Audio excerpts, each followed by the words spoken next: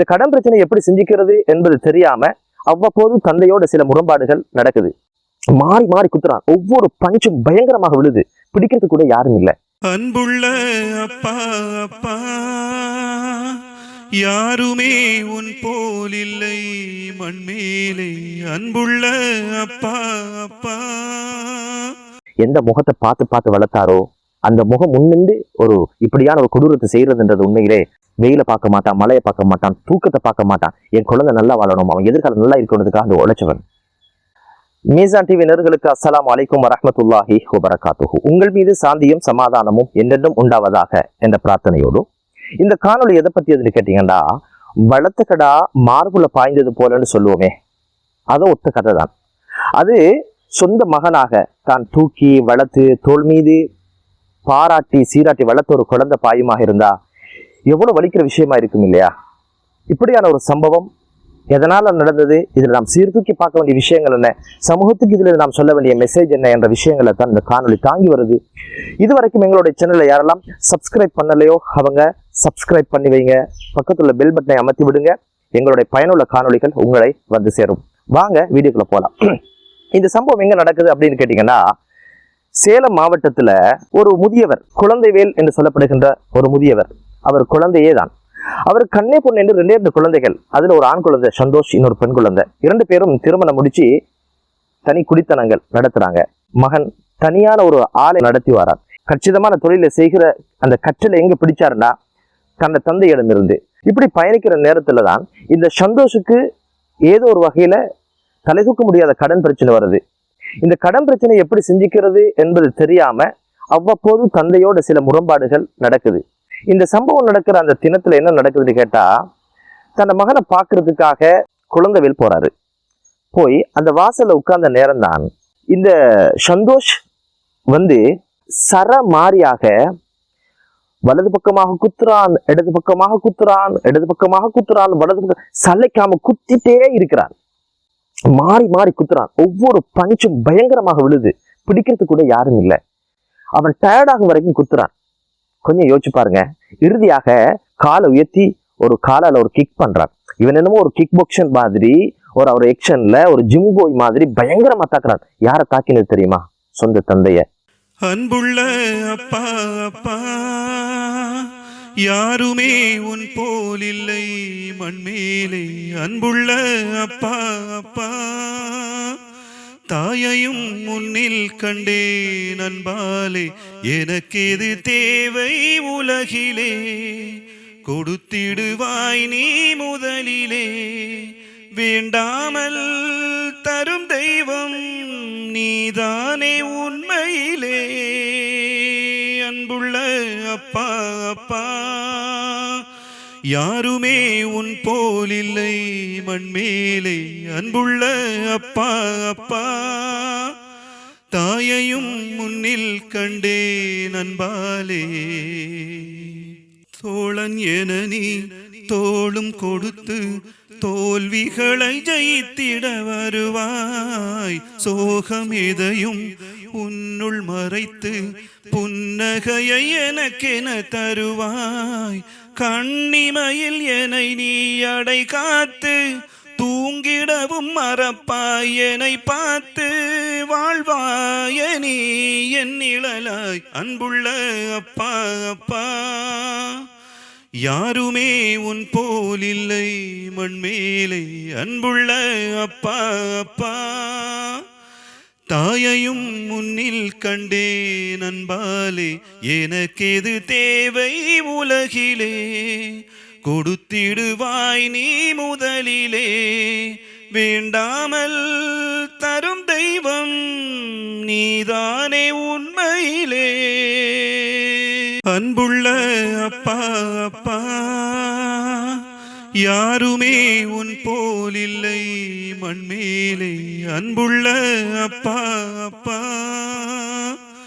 தாயையும் முன்னில் கண்டேன் அன்பாலே. சமூக வலைத்தளங்களில் இந்த காணொலியை பார்த்ததிலிருந்து ஒரே தூக்கம் இல்லை, ஒரே யோசனை. ஏதோ நம்மட வாப்பாக்கு நடந்தது போல் அவ்வளோ கஷ்டமாக இருந்துச்சு. சாப்பிட முடியலை, தூங்க முடியலை, மனசுக்கு எப்போவுமே குழப்பம். அதனால தான் இதை பற்றி ஒரு பதிவு கட்டாயம் விட்டாகணுன்ற முடிவுக்கு வந்தோம். கொஞ்சம் யோசிச்சு பாருங்க. நம்ம உலகத்துல என்ன யோசிப்போம்? நம்மளோட வாப்பட வயசுல யாராவது ஒரு பிரச்சனை நம்ம சொல்லுவோம், எனக்கு வார ஆத்திரத்துக்கு உங்களை பார்க்கும்போது என் வாப்பா ஞாபகம் வருதுன்னு சொல்லுவோம் இல்லையா? உங்களை பார்க்கும்போது என் வாப்பட வயசு ஞாபகம் வருது, போங்க அப்படின்னு சொல்லிடுவோம் இல்லையா? ஆனா சொந்த மகனே அந்த காணொலியை பார்க்கறதுக்கு முடியாது. பார்க்கும்போதெல்லாம் நம்மளோட தந்தை மாதிரி தான் நம்ம ஞாபகத்துக்கு வருவாங்க. அப்படியான ஒரு விஷயம் நடந்திருக்கிறது. அதை கூட பிளே பண்ண முடியுமான்னு கேட்டா, காணொலி உங்களுக்கு தரலுமான்னு கேட்டா முடியாது என்பதுதான் எனது பார்வை. ஏன்னா அவ்வளவு தூரம் வன்முறையாக இருக்கிறது. அதை பார்க்கிறவங்களுக்கு எல்லாம் மெய்சிலிச்சு போற அளவுக்கு ஒரு தந்தையை இவ்வளவு தூரம் அடிக்கிறதுக்கு என்ன ஆக்ரோஷம், என்ன காரணம்? எனவே இப்படியான ஒரு விஷயம் நடந்துறதுக்கு பின்னால சத்தம் கேட்டு அயலவர்கள்லாம் வந்து இவரை வைத்தியசாலை கொண்டு போறாங்க. கொண்டு போற வழியில ரத்தமா கொட்டுது, மூக்கால வாயால இவ்வளவு தூரம் மயங்கி அந்த பெரியவர் விழுகிறாரு. அதுக்கு பிறகு அவன் விடல, மீண்டும் மீண்டும் பாஞ்சு அடிக்க ஆரம்பிக்கிறான், செருப்பை விட்டு வீச ஆரம்பிக்கிறான். இப்படி ஆக்ரோஷமாக ஒரு தாக்குதலை நடத்தினது அவனோட குழந்தை. அதுக்கு பிறகு வைத்தியசாலை கொண்டு போறாங்க. போலீசாருக்கு தகவல் சொல்லப்பட்டது, விசாரணைகளை ஏதோ சொத்து பிரச்சனை அப்படின்ற ஒரு விஷயம் நடந்து முடியுது. அதுக்கு பிறகு அவர் வைத்தியசாலையிலிருந்து வீட்டுக்கு வராரு. வீட்டுக்கு வந்து அவருக்கு இந்த குழந்தைய வளர்த்த ஞாபகம் எல்லாம் மனோநிலையில வருது. எல்லாத்துக்கும் மேல ஒரு மகன், கண்ணே பொண்ணேந்து ஒரே ஒரு மகன், பெண் குழந்தையை விட ஆண் குழந்தை கிடைச்சிட்டா நீ ரொம்ப சந்தோஷப்படுகிற வழக்காறு எல்லா சமூகத்திலையும் இருக்கு. ஒரு குழந்தை நம்மளை வாழ வைப்பான்னு நினைச்ச ஒரு குழந்தை, கற்பனையை வளர்த்த ஒரு குழந்தை நம்மளை இவ்வளவு தூரம் அடிச்சிருக்கிறானே என்ற ஒரு விஷயம்.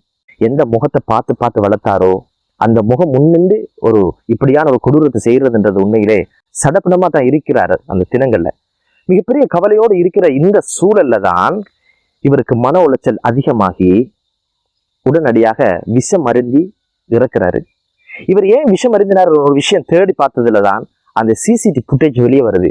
அதுல பயங்கரமான தாக்குதல், அதை சொல்லவே முடியாது, அவ்வளவு தூரம் ஒரு தாக்குதலை இவன் மேற்கொண்டிருக்கிறான். இது இப்போ நான் வாழ்ந்தென்ன இருந்தென்ன எல்லாமே உனக்காக, நீயே என்னை புரிஞ்சு கொள்ளவில்லை, கை நீட்டி அடிக்கிற அளவுக்கு எமது உறவு வந்திருக்கிறதா என்ற மிக கடுமையான விஷயத்தால தான் அந்த தந்தை உயிரை மாற்றிருக்கிறார். எதிர்பார்த்து பெற்றெடுப்பவள் தாய், காலம் முழுக்க எதிர்பார்க்காமல் எனது எதிர்காலத்தை பெற்றெடுத்தவன் தந்தை. நாங்கள் நல்லா ஆடை அணியணும், வண்ண வண்ணமான ஆடைகள் அணியணுன்றதுக்காக இத்து போன பழைய ஆடைகளோடு பகல் முழுக்க வியர்வை நெற்றி வியர்வை நிலத்தில் சிந்துற அளவுக்கு உழைக்கிறவன் தந்தை. காலையில நாங்கள் எழும்ப முதலே வேலைக்காக போறவரு நம்ம தூங்கினது பிறகு இரவாகி வந்து தூங்குவாரு.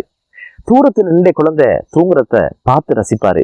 இது எல்லா தந்தையுடைய நிலைமைதான். இதைத்தான் ரசூலுல்லாஹ் சொல்லும்போது சொன்னாங்க, அல் வலத் மஜ்பனா வ மப்ஹலா வ மஹ்ஸனா.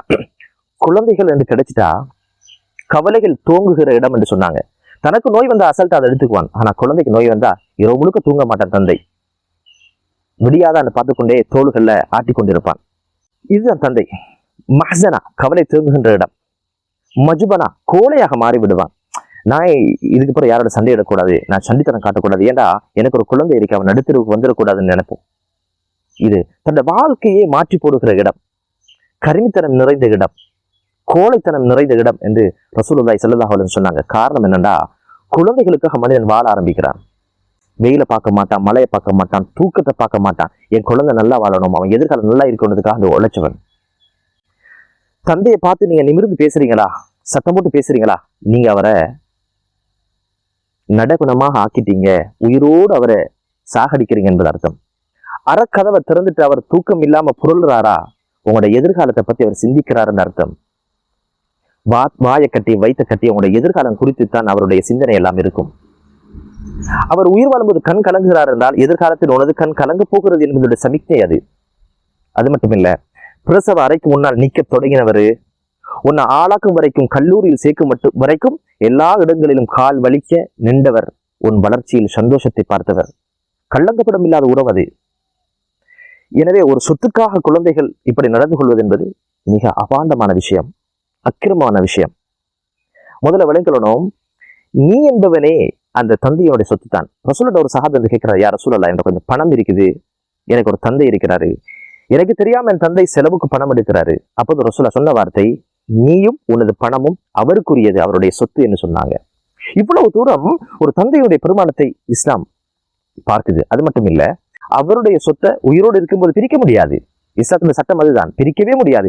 எப்போது அனந்தரமாக சொத்து கிடைக்கும்னு கேட்டா அவர் இயல்பான மௌத்தை தழுவணும். அதுக்கு பிறகுதான் சொத்துக்கள் பிரிக்கப்படணும். ஆண் குழந்தையாக இருந்தால் இத்தனை, பெண் குழந்தையாக இந்த இத்தனை, மனைவிக்கு இத்தனை அப்படின்னு சொல்லி பிரிக்கப்படும். உயிரோடு இருக்கும்போது சொத்துக்கள் பிரிக்கப்பட முடியாது. அது அவருடைய சொத்து, அவருடைய இஷ்டம். விரும்பி தந்தால் வாங்கிக் கொள்ள முடியும், அவ்வளவுதான். அதே நேரத்துல யாராவது திட்டமிட்டு தந்தையை கொன்று விட்டால் சொத்து கிடைக்குமே என்ற ஒரு முடிவுக்கு வந்தால் வேறொரு சட்டம் அவர்கள் மீது பாயும். அது என்ன தெரியுமா? வராதத்தாக யாரை வருகிறாரோ அவரு யாரை வராதத்தாக அனந்தரமாக கொள்கிறாரோ அவரை கொண்டு விட்டால் சொத்தில் எந்த பங்கும் கிடையாது. ஏன்னா மனிதன் அந்த அப்படியான வேலைகளை செய்வதற்கான வாய்ப்பு உண்டு. கொண்டு விட்டால் சொத்தை எடுத்துக்கொள்ளலாம். அப்படி உறுதி செய்யப்பட்டால் தந்தையை தனையன் கொண்டால் தனையனுக்கு சொத்துல 5% கிடையாது என்று இஸ்லாமிய சட்டம் சொல்கிறது. இவ்வளவு தூரம் தந்தையினுடைய அந்தஸ்தை இஸ்லாம் போஷிக்கிறது, சொல்லுகிறது. வலா தக்குல்லஹுமா உஃபின், சி என்ற வார்த்தை கூட சொல்லாதங்க, கடுகடுத்த முகத்தோட பார்க்காதங்க, மெல்லினமான வார்த்தைகளை பேசுங்க. அடிக்க முடியுமா? துன்புறுத்த முடியுமா? நிந்திக்க முடியுமா? எப்படி பிரார்த்தனை செய்ய சொல்லியிருக்கே, ரப் ரஹ்மஹுமா கமா ரப்பயானி சகீரா, சிறு பிராயத்தில் என்னை போஷித்தது போல யா அல்லாஹ் அவ்விருவருக்கும் நீ கருணை காட்டுவாயாக. உபகாரம் செய்யாட்டியும் பரவாயில்ல, உபத்திரம் செய்யக்கூடாது.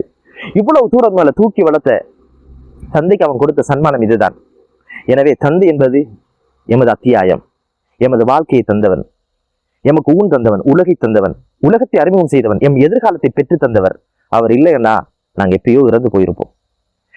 எனவே ஒரு குழந்தையாக தந்தையை இப்படி நடத்தியது, சரமாரியாக அடிச்சது என்பது உண்மையிலே தந்தையின் ஸ்தானத்தில் இருந்தவர் வாழ்வதை விட உங்களுக்காகத்தானே எவ்வளவு சம்பாதித்தேன், உங்களுக்காகத்தானே வாழ்ந்தேன், நீ பேச வேண்டும் என்பதற்காக தவம் இருந்தேன், நீ என் முகத்தை பார்த்து சிரிக்க வேண்டும் என்பதற்காக எத்தனை தவங்கள் இருந்தேன், உன்னை அணைத்திருந்தேன், தோல்வி சுமந்திருந்தேன், அந்த முகத்தை பார்த்து நீ அடிச்சிருக்கிறாய்னா அது மிகவும் மிருகத்தனமான செயல். மிருகம் கூட அப்படி செய்யாது.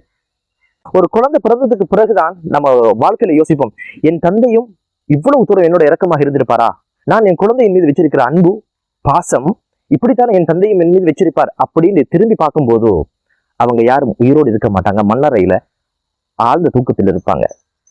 இன்னைக்கு இப்படியான ஒரு குழந்தை கிடைச்சி இவன் குழந்தை மீது காட்டுகிற அன்பு ஒரு தனம், என் தந்தை என் மீது காட்டிய அன்புக்கு முன்னால நான் செஞ்ச துரோகம் இருக்கே, இது சிறைவாசத்தில் கொடுக்கின்ற சித்திரவதையை விட அதிகமானது. இப்படியான தண்டனை தான் இவருக்கு பொருத்தமானது. எனவே இப்படியான விஷயங்கள்ல நாம் பெற்றோர் என்பவர்கள் நாம் போஷிக்க வேண்டியவர்கள். இறுதி வரைக்கும் நாங்கள் அவர்களோடு நல்ல முறையில் வாழ்க்கையை பயணத்தை கொண்டு நடத்த வேண்டும். இப்படியான விடயங்கள்ல நாம் மிக சிறந்த ஒரு முன்மாதிரி உள்ள குழந்தைகளாக நாம் நடந்து கொள்ள வேண்டும். அவர்களுடைய உள்ளம் புண்படும்படி நாம் நடந்தால் எமது எதிர்கால வாழ்க்கை பாழாகிவிடும் என்ற ஒரு எச்சரிக்கையோடு இது போன்ற விடயங்கள் நடக்காமல் இருக்க பிரார்த்திப்போமாக. பெற்றோடு வாழ்கின்றவர்கள் உபகாரம் செய்து அவர்களுடைய நல்ல பிரார்த்தியை பெற்று அவர்களுடைய பிரார்த்தனை பெற்று மரணிப்போமாக என்று கூறி மற்றொரு காணொலியிலே உங்கள் அனைவரையும் சந்திக்கும் வரை விடைபெறுகிறேன். அஸ்ஸலாமு அலைக்கும் வரஹ்மத்துல்லாஹி வபரகாத்துஹு.